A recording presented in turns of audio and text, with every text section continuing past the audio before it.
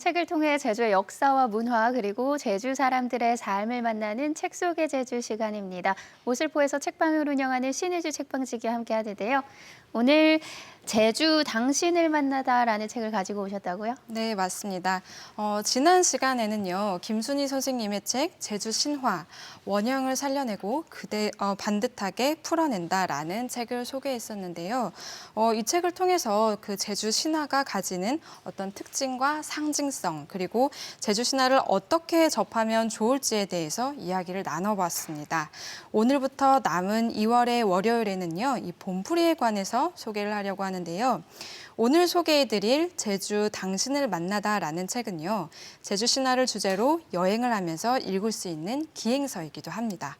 봄풀이 소개도 들어가 있는데요. 이 책은 막역한 사이인 홍주키, 여연 두 작가가 글을 쓰고 또 김일영 사진작가가 함께 작업한 책이기도 합니다. 네, 탐나는 제주 고를말 이수다에서 이 책의 저자인 여연 씨를 만난 적이 있는데요. 그때 두 저자 모두 교사로 재직했다가 퇴직했다고 들은 적이 있어요. 네, 이 홍주키, 여연 두 작가는요, 그 제주 신화에 관심이 아주 많은 50대 두 친구분이기도 합니다. 홍주키 작가는 도내 중고등학교 영어 교사로 30여 년을 재직하다가 2년 전에 명예퇴직을 했습니다.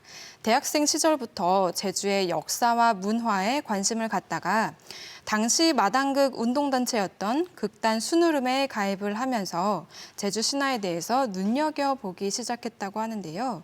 이제까지 틈틈이 신당 기행을 다녔던 것을 이 책에 풀어냈고요. 또 이 책이 홍주키 작가로서는 생애 첫 번째 집필책이라고 합니다.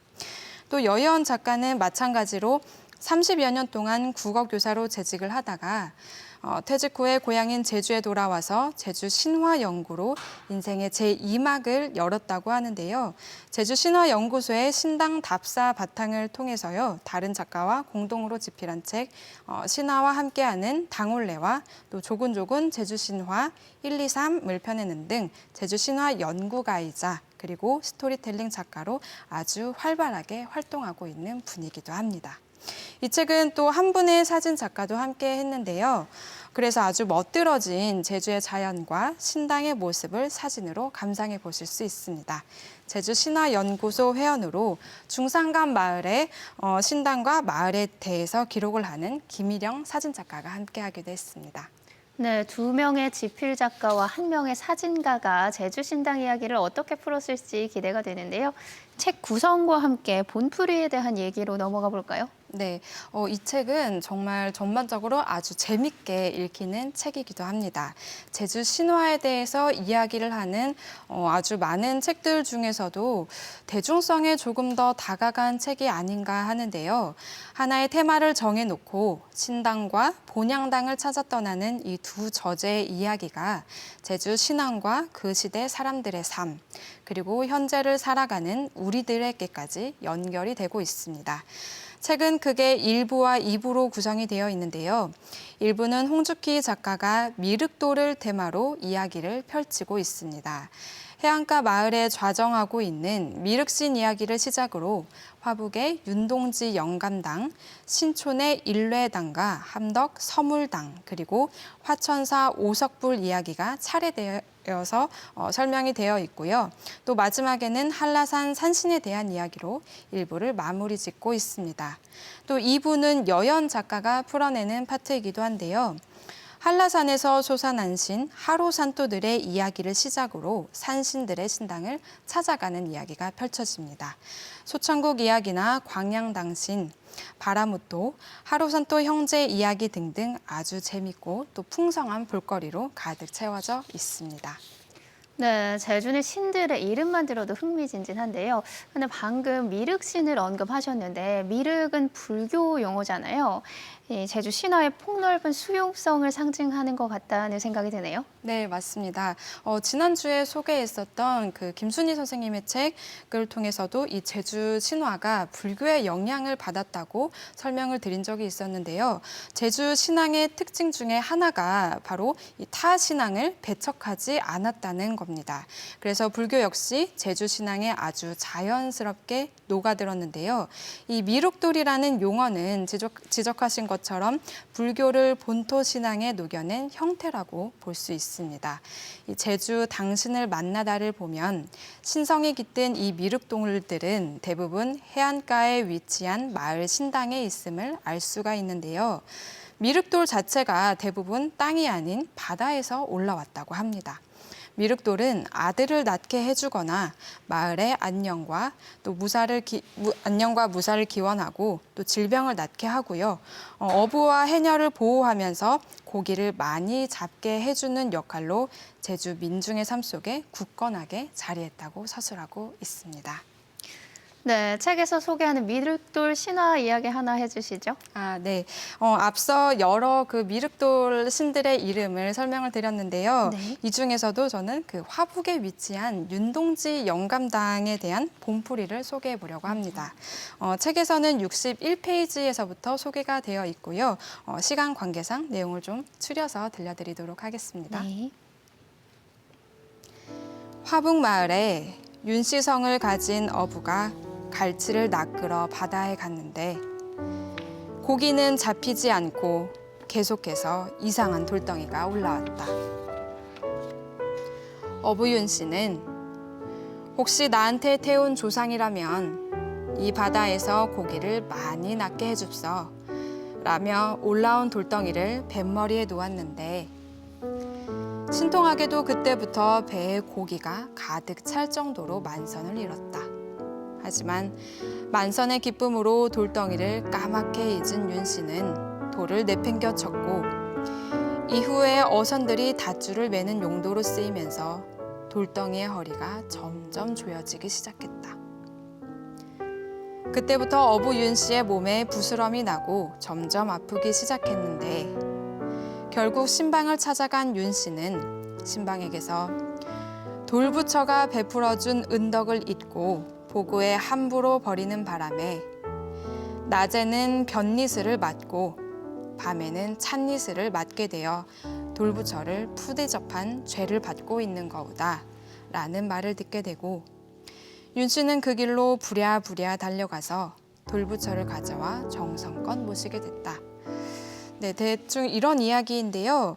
이후에도 다른 사건, 사고가 있었지만 정성껏 울담을 두르고 당을 만들어서 이 신성한 미륵돌을 모셨고 이 미륵돌은 윤씨 집안에서 섬기는 조상신이 됐다고 합니다. 네, 신화와 본풀이는 언제 들어도 참 재밌는데요. 화북이라면 여기서 그리 멀지가 않은데 윤동지 영감당 지금도 존재하나요? 네, 맞습니다. 이 화북에 윤동지 영감당이 있기는 한데요. 사실은 그 보존에 많은 아쉬움이 남습니다. 그 아파트 등 잇따른 개발로 인해서 이 윤동지 영감당이 있는 부근에서도 개발이 한창인데요. 다행히 자리를 지키고 있기는 한데 그 공사장에서 흔히 볼 수 있는 위험 안전 제일이라는 띠지가 이 돌담 울타리에 둘러져 있다고 합니다. 책에 사진이 실려 있어서 볼 수 있는데요. 정말 가슴 한켠이 아리더라고요. 저자도 신당을 찾으러 갔다가 이렇게 황량하게 변해버린 그 모습을 보면서 무척이나 안타까워했다고 하는데요. 개발로 인해서 소리 소문 없이 사라지는 이 신당들이 많다고 하면서 이 윤동지 영감당을 소개를 하면서 이 제주 신화에 대한 대중들의 관심을 호소하기도 했습니다. 네, 제주 신화와 신당 문화는 이야기를 넘어서 제주 사람들의 정체성을 나타내는 유산인데요. 제대로 보존되지 못하는 현실이 참 속상하고 안타깝습니다. 한라산 신들의 이야기를 담은 2부 내용도 좀 들어볼까요? 네, 저는 그 하로산토라는 그 단어를 이 책을 통해서 처음 접하게 됐는데요. 굉장히 낯설지만 귀엽게 느껴져서 입에 착 달라붙긴 하더라고요. 예부터 제주 사람들은 우리 한라산을 하로영산이라고 부르면서 굉장히 신성시했다고 하죠. 한라산 자락에서 솟아난 신들과 또 그 후손들을 가리켜서 하로산토라고 부른다고 하는데요. 한라산이라는 명칭에 신을 의미하는 또가 붙은 것으로 이 신들은 비의 신, 바람의 신, 때로는 사냥신으로 모습을 보이면서 변화무쌍한 모습을 가진 한라산의 모습을 관통하고 있기도 합니다. 네, 하루산도 신의 이름이라고 하기엔 정말 귀엽고 입에 착 감깁니다. 하루산도에 관해서는 어떤 이야기를 하고 있나요? 네, 그 하루산도가 가지는 이 상징성을 그 제주 신화에 관한 그 다양한 책을 인용을 하면서 자세히 설명을 하고 있었는데요. 그중 한 권이 그 문무병 민속학자가 쓴 제주도 본향당 신앙과 본풀이라는 책입니다. 이 문무병 학자는요, 이 책에서 필자가 조사한 250개의 신당 중 하루산도를 모시는 산신당의 수는 61개로 전체의 24%를 차지하면서 농경신계의 신당수 다음으로 많다라고 서술을 했는데요. 이 내용을 토대로 저자 여연 씨는 제주도의 한라산신 하루산도를 모시는 신당과 당 본풀이는 제주 사람들의 삶의 시작과 역사를 알게 해주고 기록되지 않은 토착 문화를 짐작하게 해주는 부호와도 같다라고 하면서 이미 신화가 소실되어 남아있지 않거나 흔적만 보일 경우에는 보잘것없는 자취라도 붙들고 암호를 풀어내는 심정으로 이야기를 나눴다고 이 책을 집필한 배경을 소개하기도 했습니다. 소천국과 광양당 하루산도, 동세미 하루산도, 또 백조도령, 바라무도 등 여러 하루산도의 본풀이와 신당 답사기를 정리하고 있기도 합니다. 네, 제주 신당 입문용으로도 이 책을 추천하면 좋을 것 같네요. 이 2월의 두 번째 책으로 이 책을 고르신 이유가 뭔가요? 네, 사실 제주는요, 그 365일 내내 우리 그 특유의 세시 풍속이 있는 곳이기도 합니다. 또 특별히 2월에는요, 남녀노소 누구나가 잘 아는 신구간이 있는 달이기도 하죠. 이 신구간은 대한절기 5일 후에서 또 입춘이 되기 3일 전 일주일로 이때는 지상에 있던 제주의 모든 신들이 하늘로 올라가기 때문에 이사도 하고 또 집수리도 하는 풍속이 아직까지 전해지고 있기도 한데요. 또 2월이 되면 영등굿이 열리는 달이기도 합니다.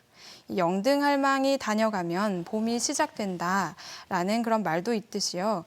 매해 돌아오는 이 기간쯤에 우리 제주 신화와 그리고 또 그 이야기를 생생하게 둘러보면 좋을 것 같다는 마음에서 이 책을 추천하게 됐습니다. 네, 오늘은 제주 당신을 만나다라는 책을 만나봤고요. 다음 주에는 또 어떤 책을 만나볼까요? 네, 제가 오늘은 이제 본풀이에 대한 이야기를 소개를 해드렸고요. 네. 또 제주 신화가 가지는 특징성, 또 상징성 중에 하나가 이 중국과의 연관성을 찾아볼 수도 있다는 건데요. 다음 주에 소개해드릴 책은요, 그 김선자 학자가 쓴 책이고요. 제주 신화, 신화의 섬을 넘어가다라는 책을 소개해드리려고 합니다. 네, 제주의 2월 신화와 당문화를 체험하기 참 좋은 시기입니다. 책 속의 제주에서 소개해드리는 책을 통해서 제주의 유서 깊은 문화유산과 한 걸음 더 가까워지시면 좋겠습니다. 오늘도 친절한 책 안내 고맙습니다. 감사합니다.